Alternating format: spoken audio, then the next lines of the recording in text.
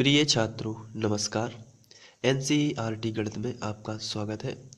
हम लोग आज प्रश्नावली 2.1 करने वाले हैं, जिसमें दिया गया है प्रश्न क्रमांक 1। निम्नलिखित व्यंजकों में कौन कौन एक चर में बहुपद है और कौन कौन नहीं, कारण के साथ अपने उत्तर दीजिए। तो इसके पहले मैंने जो भूमिका बनाई थी, जो अध्याय 2 का इंट्रो बनाया था, उसमें मैंने आपको बताया था कि कौन कौन एक चर में बहुपद कहलाते हैं, कौन बहुपद कहलाते हैं, कौन नहीं कहलाते हैं। बहुपद के प्रकार बताए थे मैंने उसमें, घातों के आधार पर 5 प्रकार के और पदों के आधार पर 3 या 4 प्रकार के बताए हुए हैं मैंने। इसके बाद हम लोग इसको अच्छे से सॉल्व अप कर सकते हैं। तो इसमें दिया है कि क्या ये बहुपद है सबसे पहला, तो और क्या ये एक चर वाला बहुपद है। तो आपके सामने कंडीशन है कि आपको ये बताना है कि ये एक चर में बहुपद है और क्या ये बहुपद है कि नहीं। तो इसमें सबसे पहले तो उच्चतम जो घात है या एक्स की या चर की जो घात है वो आपको देख लेना है। चर की घात पूर्ण संख्या की घात है कि नहीं, तो आंसर है हाँ है, क्योंकि यहाँ 2 लिखा है। इसमें जो है एक्स के ऊपर 2 की घात है और जो 2 है यह एक क्या है, पूर्ण संख्या है, पहली चीज। और जो दूसरा चर दिया हुआ है ये है एक्स, और एक्स के ऊपर कोई भी घात ना हो तो 1 की घात मानी जाती है, और 1 भी क्या है, पूर्ण संख्या है। तो जब चर राशि पर पूर्ण संख्या की घात हो तो हम उसे बहुपद बोल सकते हैं। अब हमें चूंकि एक शर्त तो हमने पार कर ली है कि यह एक बहुपद है, लेकिन दूसरी शर्त ये है ये एक चर में बहुपद होना चाहिए। तो एक चर आखिर होता क्या है मैं बता चुका हूँ, और एक बार फिर से बता देता हूँ। एक चर का मतलब होता है जैसे 4x वर्ग ऋण 3x धन 7 लिखा है ये वाला क्वेश्चन, इसमें एक ही चर का इस्तेमाल किया हुआ है।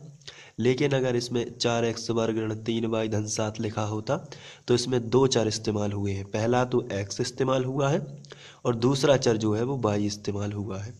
अगर यही क्वेश्चन ऐसे लिखा होता 4x वर्ग ऋण 3y धन z इस प्रकार से, तो इसमें 3 चर इस्तेमाल हुए हैं। पहला x हो गया, दूसरा y हो गया और तीसरा z हो गया। तो इसमें 3 चर इस्तेमाल हुए हैं, इसलिए ये क्या है, त्रिचरीय बहुपद है। बहुपद तो है लेकिन ये क्या है, त्रिचरीय। लेकिन इसमें क्या कह रहे हैं वो लोग, एक चर में बहुपद चाहिए। तो बहुपद है, पहली चीज तो ये बहुपद है क्योंकि इसमें पूर्ण संख्या की घात है। दूसरा एक चर ही में है क्योंकि इसमें y कहीं नहीं लिखा है और z भी नहीं लिखा है। तो हम इसका आंसर लिखेंगे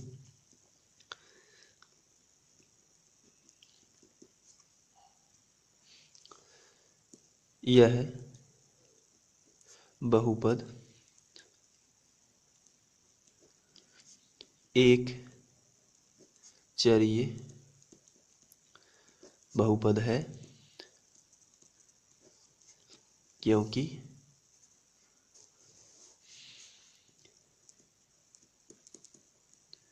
इसमें एक चर x ही है। इस प्रकार ये क्वेश्चन सॉल्व हो जाता है। दूसरा क्वेश्चन देखते हैं। दूसरा क्वेश्चन दिया हुआ है y वर्ग प्लस करणी 2। तो आपको याद रखना है कि यह एक, सबसे पहले तो आंसर,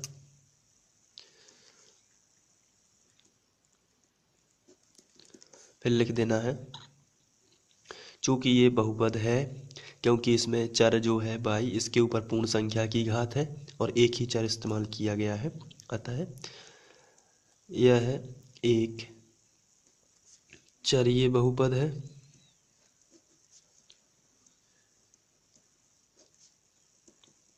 क्योंकि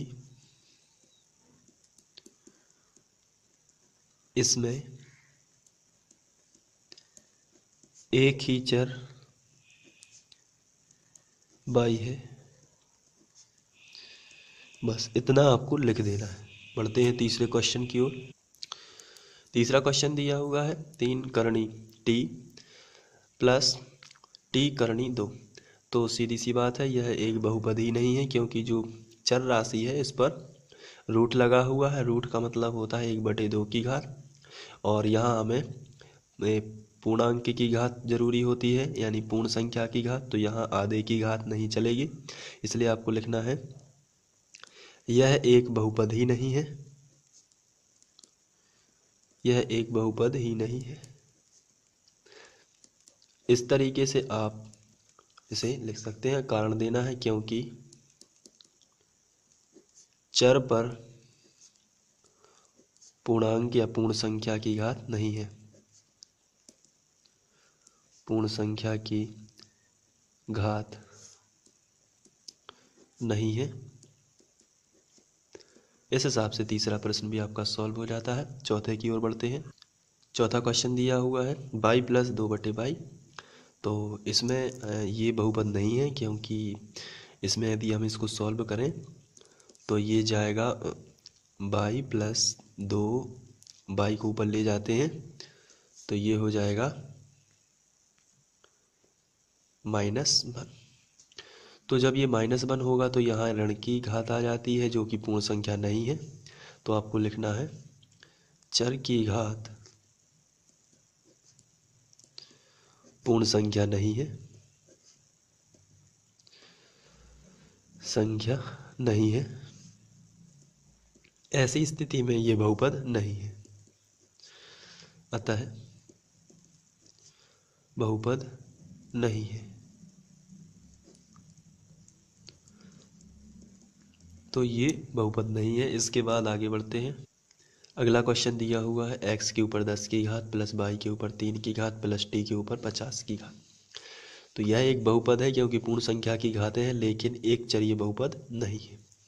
तो उत्तर हो जाएगा हमारा यह एक बहुपद है, लेकिन एक चरीय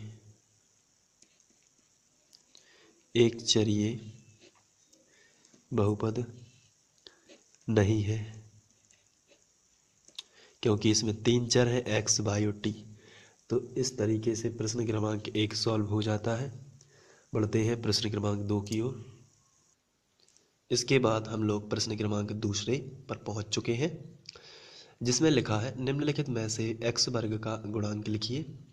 तो x वर्ग का गुणांक बहुत ही सिंपल है। x वर्ग के पास गुणा में जो भी लिखा है वो x वर्ग का गुणांक है। जैसे यहाँ x वर्ग के साथ गुणा में कुछ भी नहीं लिखा है तो माना जाता है 1, तो x वर्ग का गुणांक हो जाएगा 1।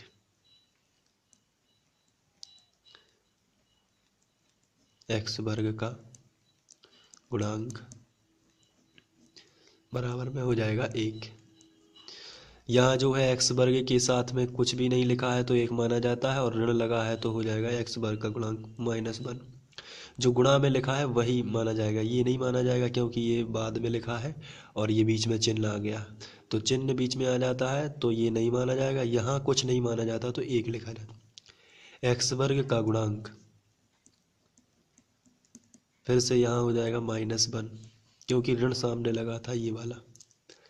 तीसरा क्वेश्चन है π/2 x वर्ग प्लस x वर्ग का गुणांक चाहिए, तो x वर्ग के साथ गुणा में लिखा है π/2, तो x वर्ग का गुणांक हो जाएगा π/2।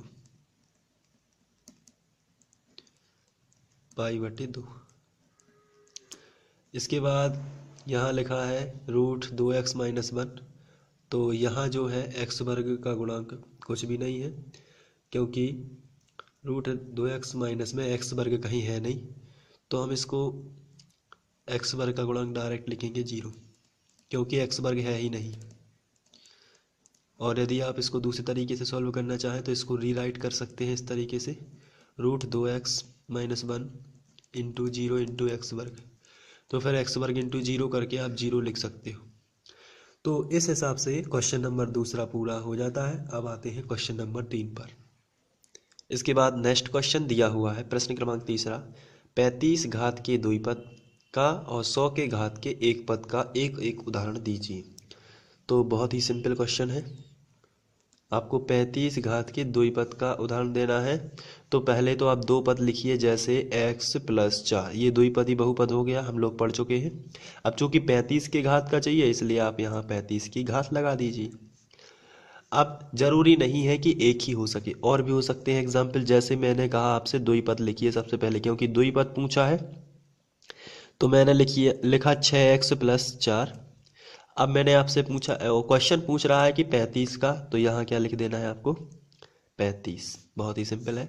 तो और कई एग्जाम्पल हो सकते हैं, जैसे बाई के फॉर्म में भी हो सकते हैं, जैसे मैंने लिखा 7/2।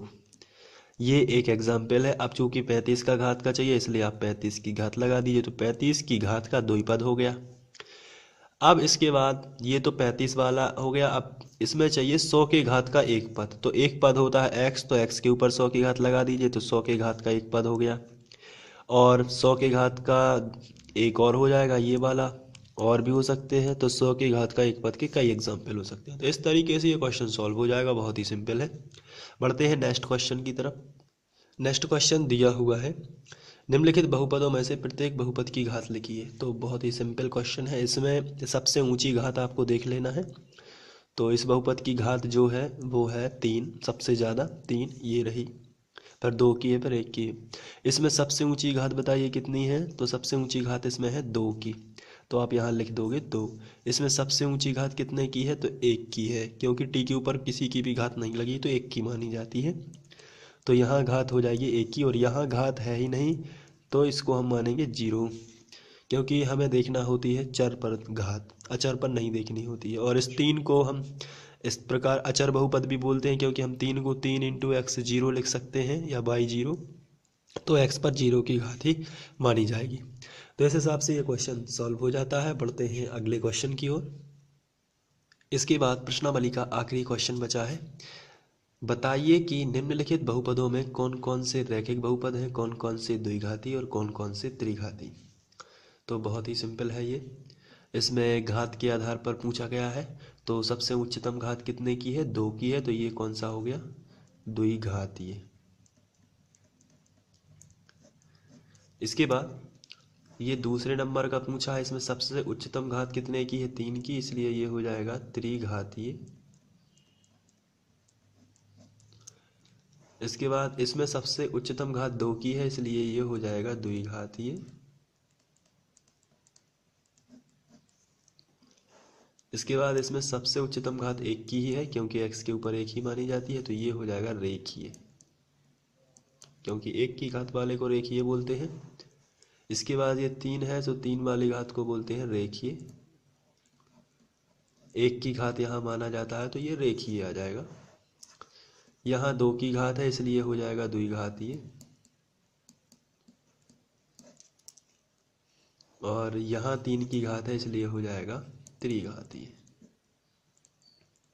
इस हिसाब से ये पूरा क्वेश्चन सॉल्व हो जाएगा। अब प्रश्नावली 2.1 समाप्त होती है, और इससे संबंधित कोई भी डाउट आपको हो तो आप मुझे कमेंट करके बता सकते हैं।